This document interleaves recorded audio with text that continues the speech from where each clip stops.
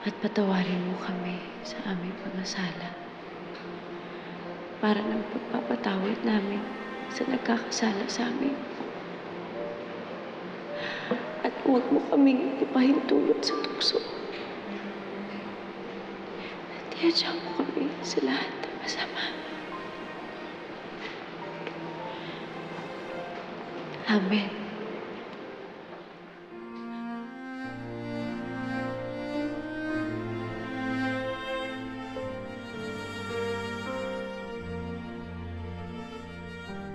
Panginoon,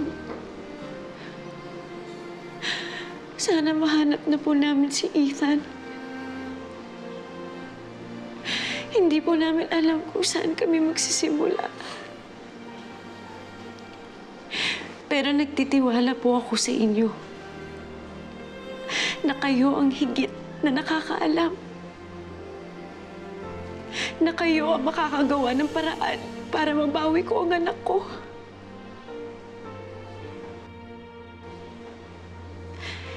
Itinataas ko po sa inyo ang lahat, Panginoon. Huwag niyo pong hayaang mapahamak si Ethan kung nasaan man siya. Lord, please help us.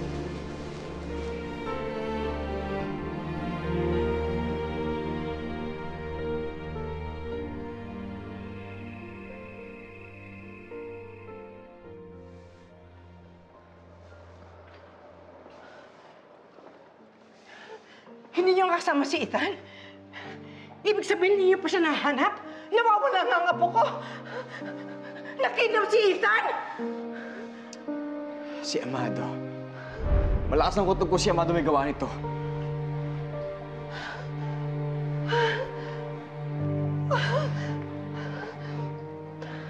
Ikaw!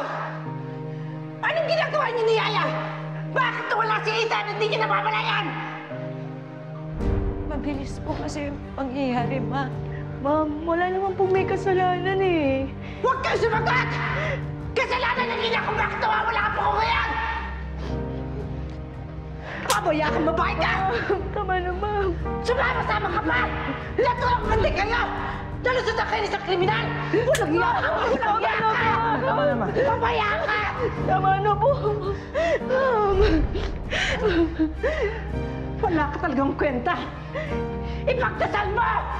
Na sana mahanap ka agad ang apo ko! Dahil kung hindi, lalo makakatawa! Inahin mo! Tama na!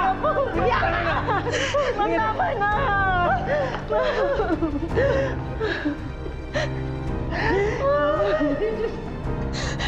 Ma'am, sino po talaga kaya ang kumuha kay Ethan? Paano po kaya siya nawala?